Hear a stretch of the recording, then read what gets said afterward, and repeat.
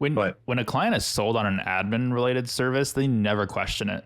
But like when they're sold on a marketing service, or like, oh, this has to like provide direct results. So like if you have admin services built into your Productized service like we do, it's a lot harder to justify getting rid of us, because then you're also getting rid of a component of your business that needs to just exist.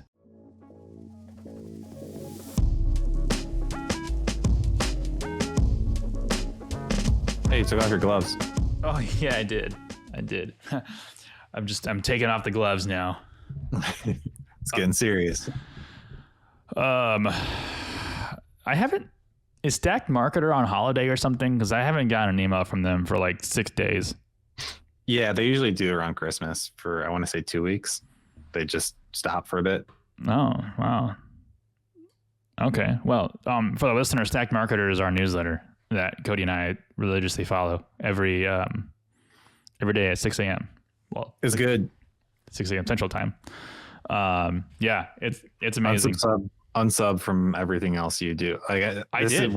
We're not even paid. Yeah, I did too. Like I don't know how. It's not very often that I feel this strongly about something. It's like GPT.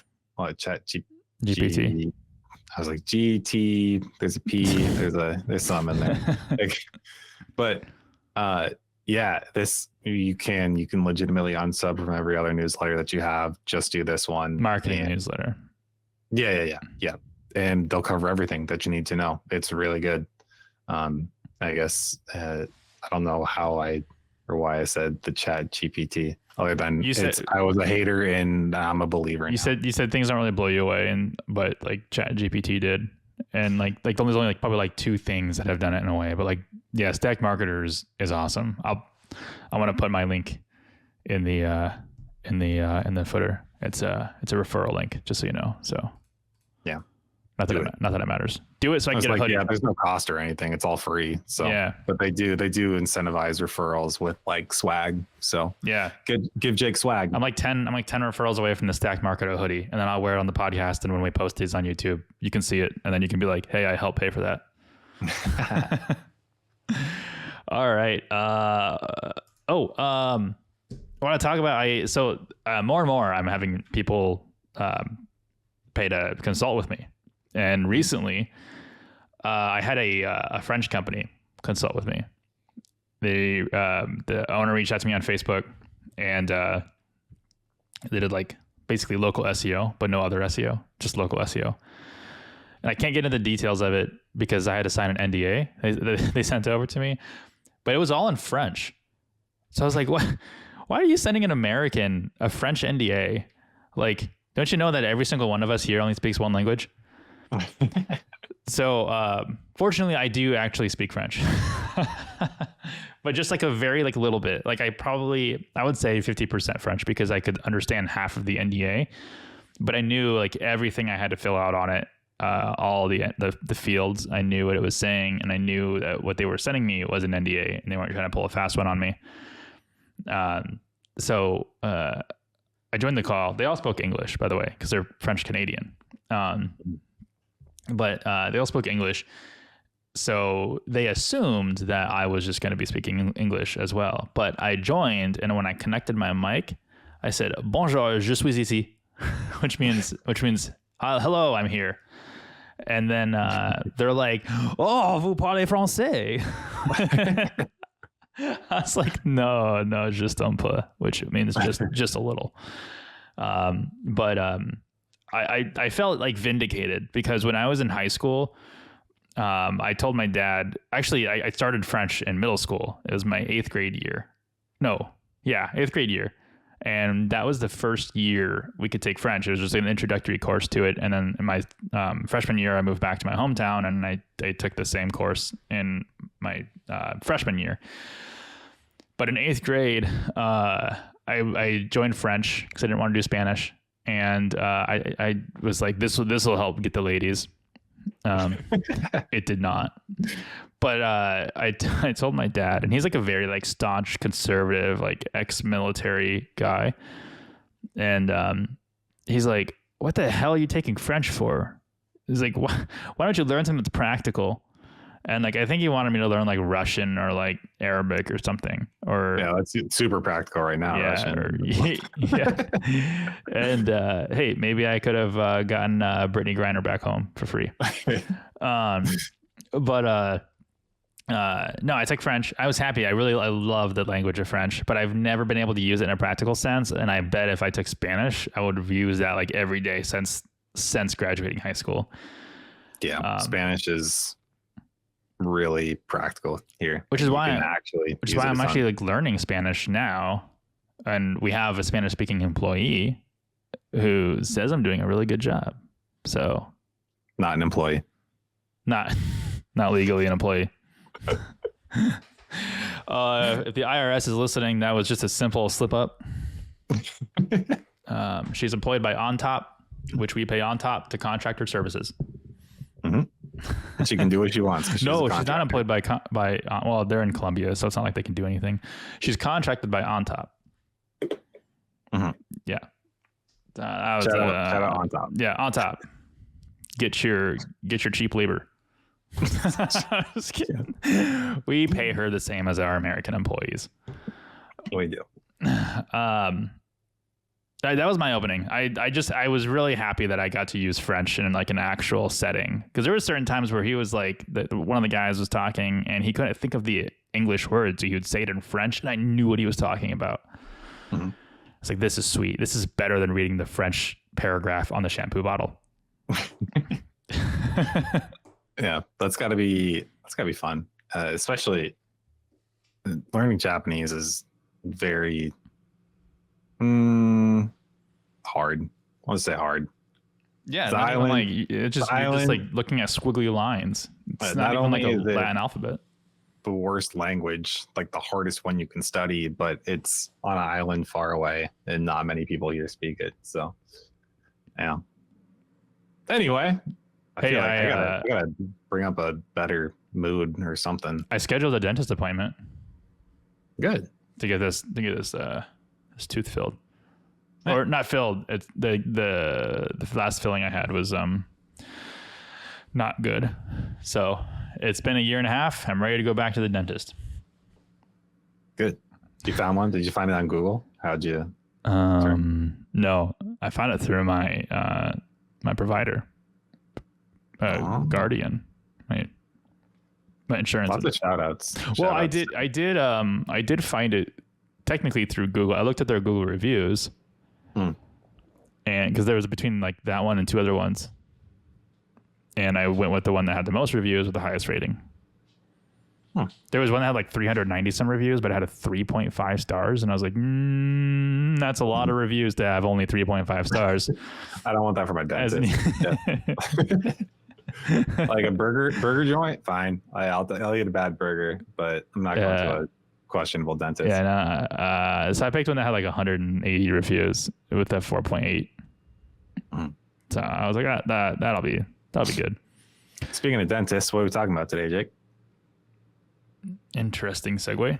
I know it's not related at all. I was just finding success with productized services. Yeah, that the dentist has productized. I'll tell you what, that transition is as painful as going to the dentist. Yeah. All right. Okay. Now that we're really good at transitions, we are accepting applications for sponsored promotions. Okay, so I don't know. I'm going to call this one this title when I upload it to Anchor. But essentially what the theory, I mean, you talked about this in a couple episodes when we ended. You said you wanted to do an episode about this, which was basically being able to create a productized service, which is scalable and replicable. Mm-hmm. But then also finding success in it and something that's just not going to eat you alive. Yeah, and even talk about our experience, what we've seen happen with creating productized services. Just because you create a productized service doesn't mean it's going to be good. Right.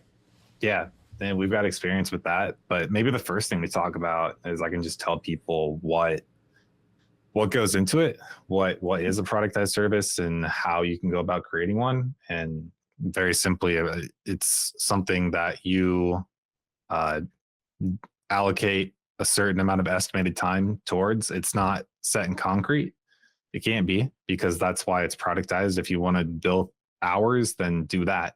But that's not how a productized service works. You instead estimate how much time it's going to take you, draw an outline or write an outline of what is all included in the service, and then go about documenting it as well, so that you are able to pass it along. We've done this a few times now, and with varying success and not success. And I think the important thing to remember, though, is that you don't need to make every productized service successful. In fact, you can have a lot more failures than you do success, as long as your successes outwin the failures. And because it's a service, you never truly fail. You succeed in finding what doesn't work. That was good. I don't think it's like a Gary Vee thing or something. But yeah, so productized services they might cost you something, but it's not much. You're not dealing with inventory. You're most likely just losing time. And that, of course, is a problem too. But if you have a lot of it, then it's less of a problem than losing money. So when you develop them and then you test them and you see how they work in multiple ways, you see, one, how they're received, how clients like getting them and paying for them, and the service that they get in return for it, but then also how it actually performs. And it's important to keep in mind that those might not perfectly line up. And that's can be a strange feeling, but it does happen where maybe the value sell was supposed to be a certain level of marketing performance, but then the benefit that the client actually sees is that it's time taken off of their plate. So this is something that we had to switch earlier on, was explaining to clients that we also have an admin component to their marketing costs. Like, yes, we are a marketing agency and we do marketing, but just having a functioning website that is integrated into their everyday business. And if we help and assist with that's an admin thing, that's not a marketing thing. And when people do marketing, we include that for free as a part of the marketing services. Hey, we take care of the website because the website is a critical component of marketing. When a client is sold on an admin related service, they never question it. But like when they're sold on a marketing service, they're like, oh, this has to like provide direct results. So like if you have admin services built into your Productized service like we do, it's a lot harder to justify getting rid of us, because then you're also getting rid of a component of your business that needs to just exist. Yep. Yeah. And early on, we didn't even have, we weren't prepared to become a website company because we didn't want to be. But then we realized that we had to at least come up with a productized solution for it too, for the people who did ultimately decide that maybe that's what they wanted. So we never lead with that. But if we get marketing accounts that want to move down later on to just website maintenance, we had to develop a package for that. It's not something we actively work on selling. We don't even want to sell it, but it had to be a solution that was cost effective for us and then would make clients happy as well. So we've also had our clients go from like a website build to hosting to like 6 months later pay us for marketing. Yep. Because we're already their website guys.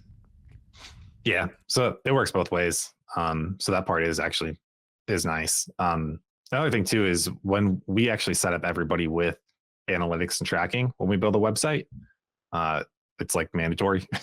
if you're going to do it, it's just our minimum viable. We think that that's necessary. So it's included with the whole thing, because we want to know as well. And we actually reference some of that data when pulling like benchmarks and things like that. So we get a benefit from it too. But anyway, yeah, we posted our landscaping search trends report a week ago. And and that's been really fortunate too, because even the clients we didn't market for, we still had on-site data from Google Analytics that we could pull into that report, and just having more variables in there to pick from is super insightful. So even if like we keep ad accounts when clients leave, we build the ad account, we keep the ad account, and then we tell clients that, hey, if you really want to leave, you can build your own ad account. And we do this because when we do these industry benchmark reports, like, we want this data. This is our data. Yeah, that's a hot take for some people. Is we help people retain, and we make it easy for them to keep ownership of most things except for ad accounts. That's the one thing that we hold back because we rely on aggregate data to do well with them. So everybody gets view access while they work with us. You're welcome to, I don't care if you download it and then leave and rebuild it, but we rely on that. And that's kind of we're not trying to keep clients from being successful after us. We're just trying to make sure that we're still successful after they leave. Yep. That's good. So first product or service really that we made, we didn't call it the foundation. It was called the Green Startup, but we now call it the foundation. Crushes it. We've done the math. We've got over a 90% retention rate on the people that do it. Everybody loves it. They're very happy. It's in the simplest terms, it includes website management,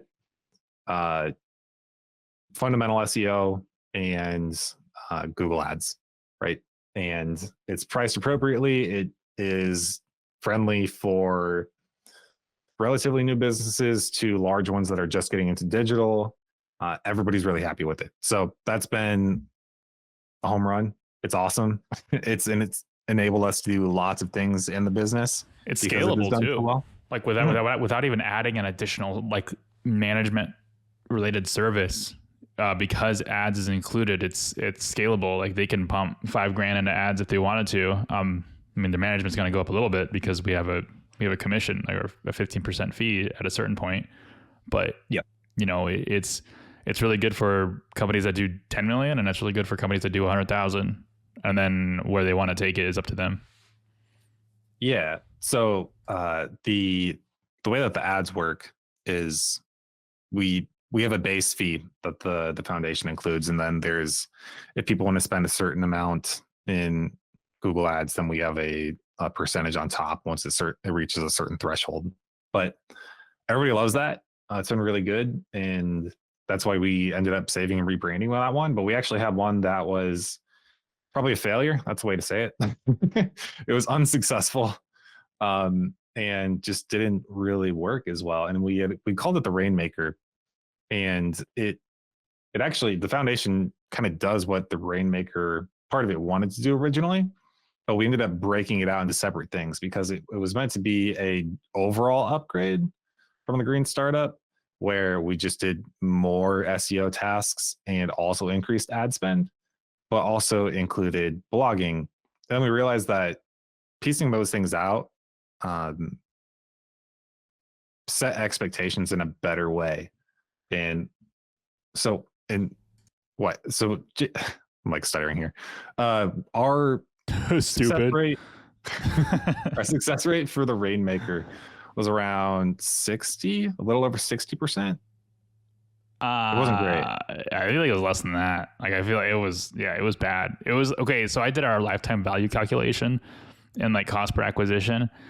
The Green Startup was $600 a month. The gross profit from it was 500.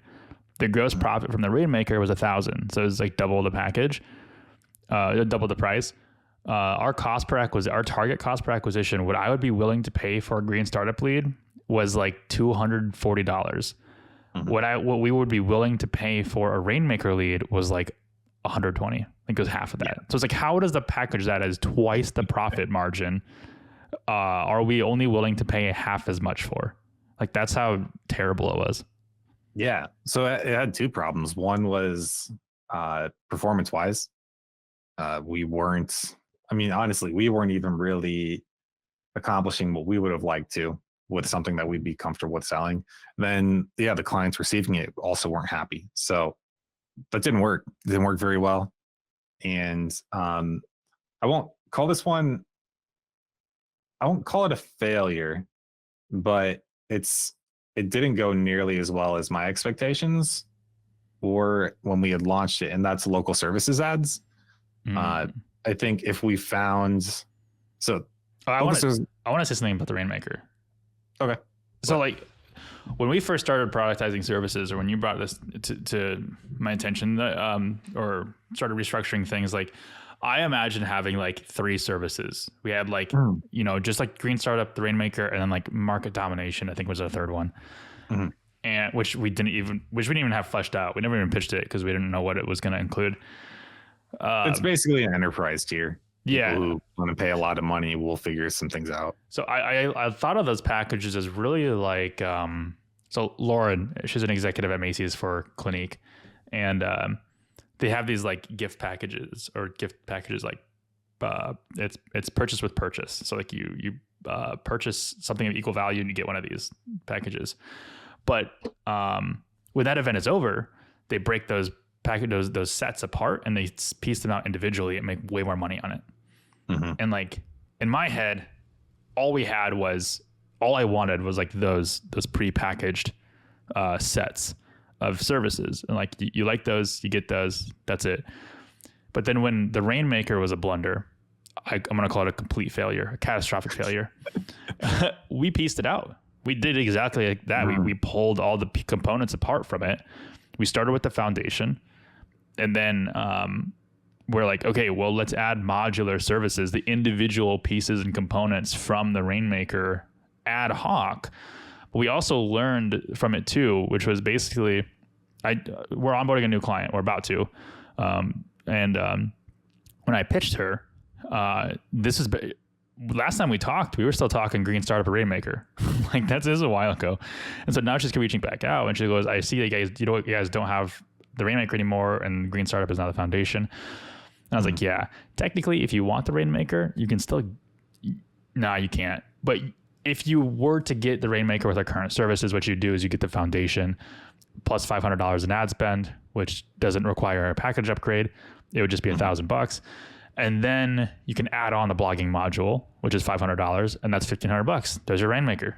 But we put a basically like an asterisk in there, and we said that you cannot have blogging as an added service unless you have another paid ad service, like Facebook or Nextdoor, which we're exploring, or like you're about to talk about local service ads, because the key component of the Rainmaker was the added ad spend. Well, if you can already add that to the foundation, then the only additional thing you get is the blogging.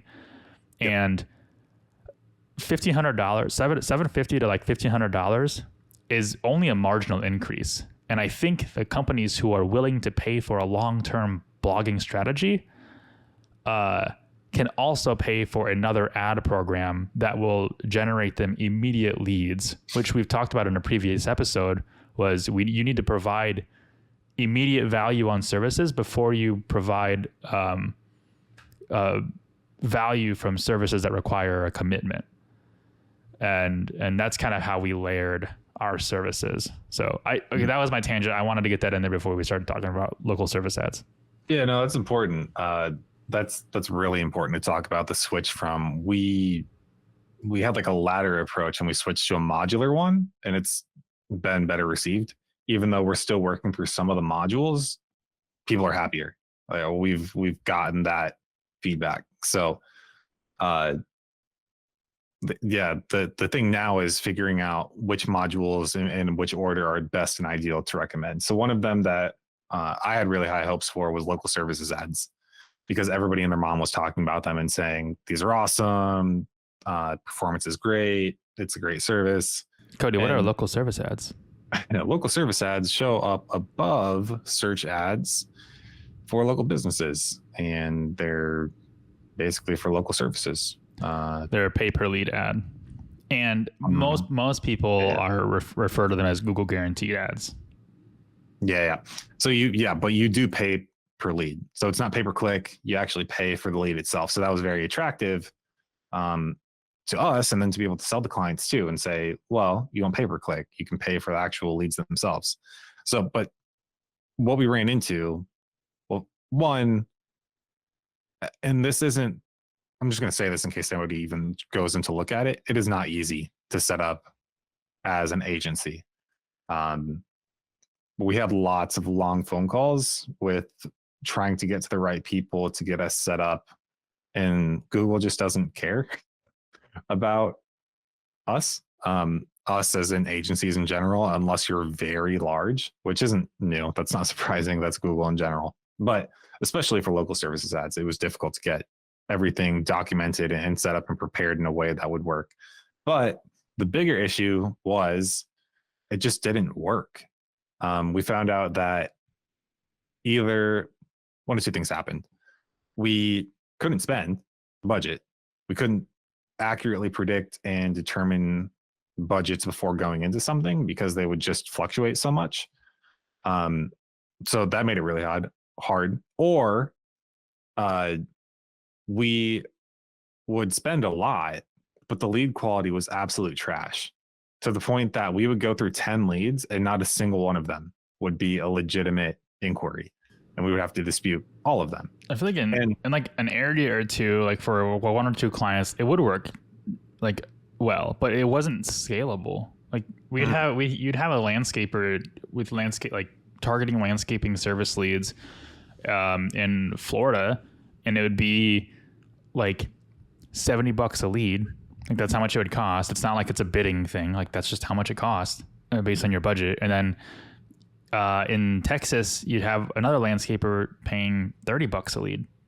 And so we would never know what to go in it with a budget, because they went under 250. Okay. They get 4 leads, not even that, 3 leads.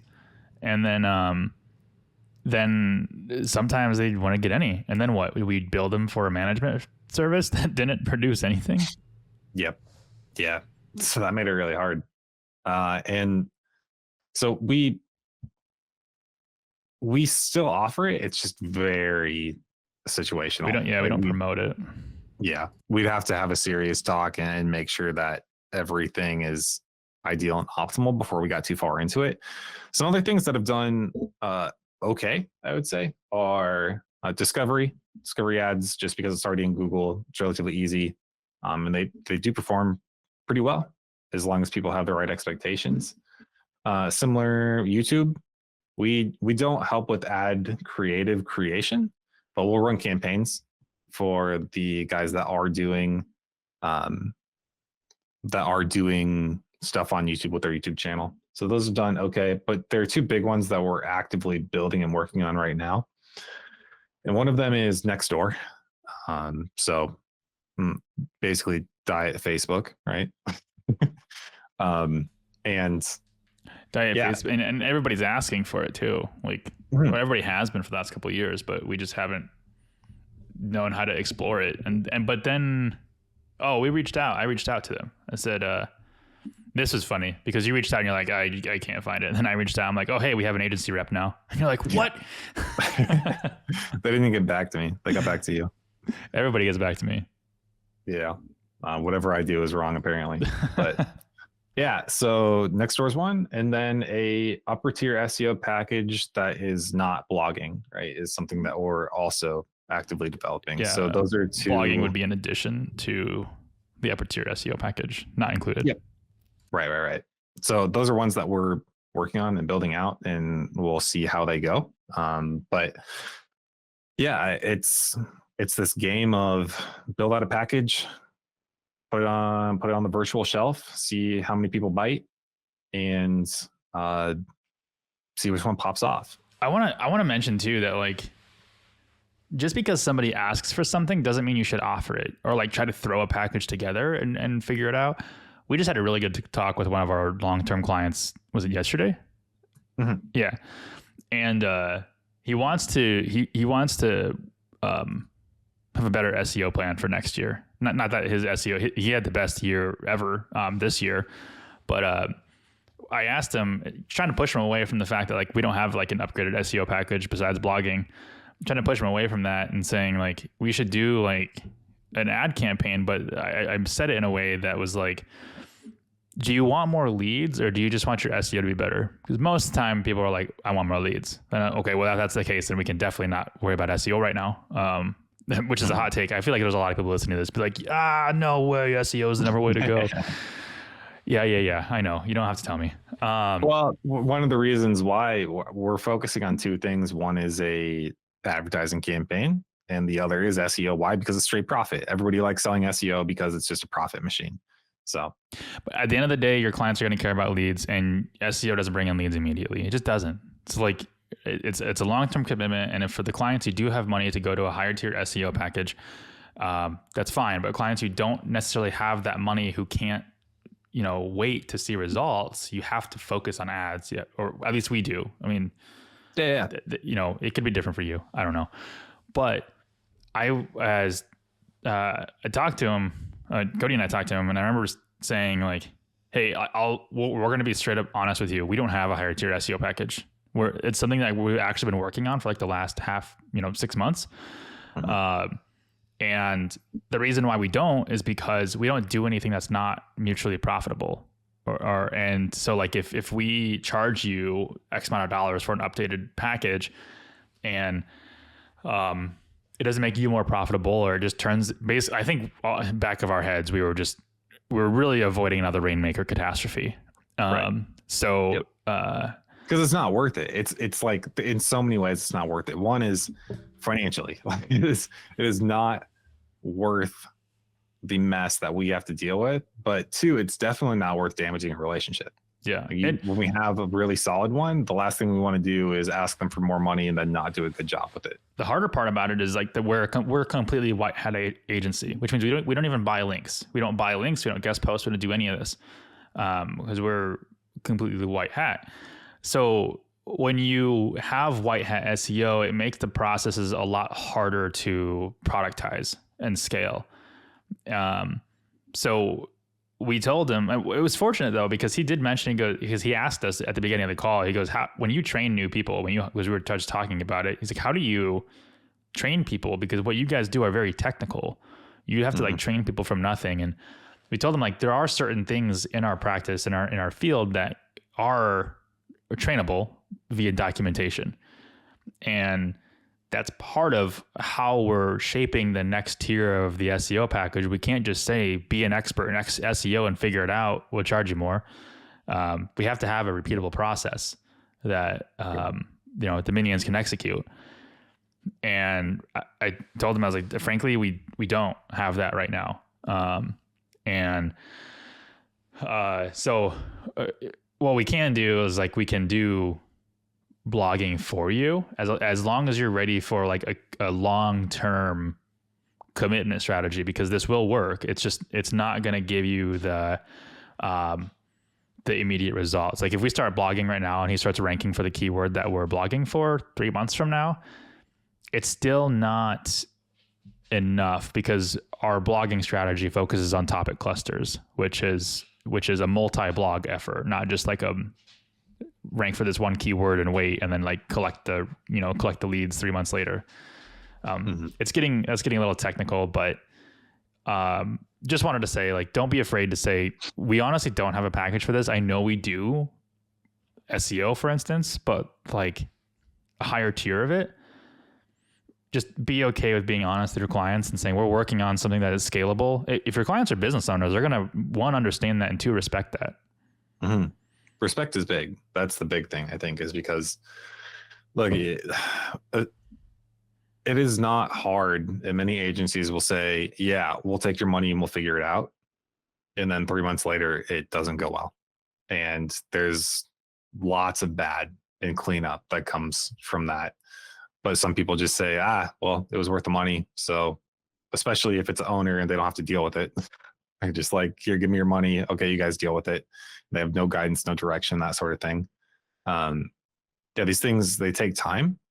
And especially if they're good, especially if they are good all around, they're profitable, they're easily implementable, they're well received.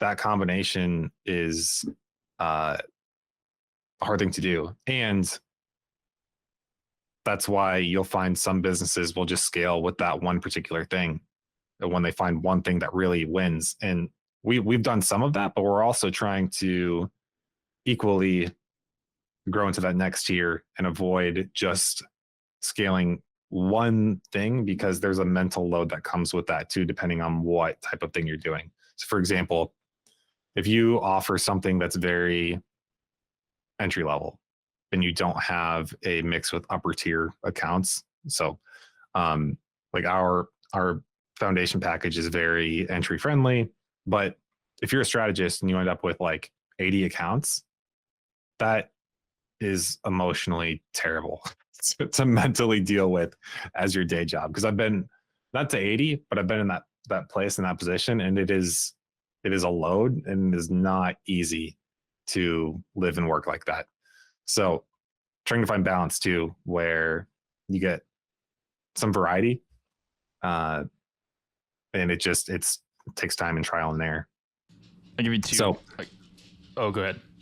I hope my rant about our experience in time and growth with productized services is helpful to people who might not otherwise be familiar with the more intimate details or actual interpersonal experience with it. That's what we've done. That's what we've seen. That's how we've done it and are doing it. And I like it. It's fun. And I hope other people do it. I'll give you two scenarios. So let's say in both scenarios, the client leaves you. Scenario number one is they're asking for a service that you don't quite offer yet, or that you haven't fleshed out. And as a productized service, boutique agency is a little bit different, but you decide to take it on anyways and figure it out as you go. Well, we already know this client's going to leave you. So imagine that doesn't go well and a lot of their money gets sunk into it. And it doesn't have to go bad. It could just go not great. And then that client leaves. Second scenario is your client asks you for a service you don't quite offer. So same situation, only you tell them, I don't have a service for this. I'm not comfortable in charging you for a service like this. But we are actively trying to figure out a way to scale this and create something that's profitable for both of us. Well, in this situation, again, they leave you because they want this. Which situation are they not going to return? It's the first one. I mean, if they have a bad experience or not great experience, they're going to leave. But if they leave you because they want something you don't offer, what happens when they liked what you did offer, and then suddenly you come back to them and say, I now offer this? And I mean, they might not come back, but they're definitely not coming back in situation number one. So, I mean, in both situations too, they could stay. You could get lucky and you could hit, you could their site could do well, but then it's not repeatable. If you do it again to another client, it's a crapshoot. And then in the second situation, they could still stay because they respected you and they respected the way that, you conducted yourself with that. But you also have to stay true to your word too. If you said you're working on something, you got to keep working on that because eventually they're going to ask about it again. Yeah. I'd say the big thing too is, that last part. You gotta sleep at night. You gotta live with, we all make mistakes. In business, it's unavoidable, especially the more business you do, the more mistakes you'll make. But you gotta make decisions that you're okay with and are willing to live with. And it's easier to turn things away like that, and know that you feel good about it and know that they could come back. Even if they don't, that's fine. As opposed to having to say, I messed up. I messed up. That's never fun. It's not a good feeling. So, chase the relationship, not the money. Just repeating principles from the very first episodes. So, well, that's all I had. That's all I got. That's all we had. That's all she wrote. Any closing thoughts? No. Nope. Lauren really wants to be on the podcast, and I think Jenny does too. Yeah. I feel like sometime we should talk about like what women actually think of entrepreneurs. Yeah. Or maybe being with one. Yeah, it is being an entrepreneur or an agency owner sexy. It's not. Yeah, that could be good. Yeah. Well, we could save it for the episode, but I will tell you that Lauren found me cringy when we first met Yeah, I found you cringy too. because I was a hashtag entrepreneur. So, All right, everybody. Thanks for listening. We'll see you next week. see ya.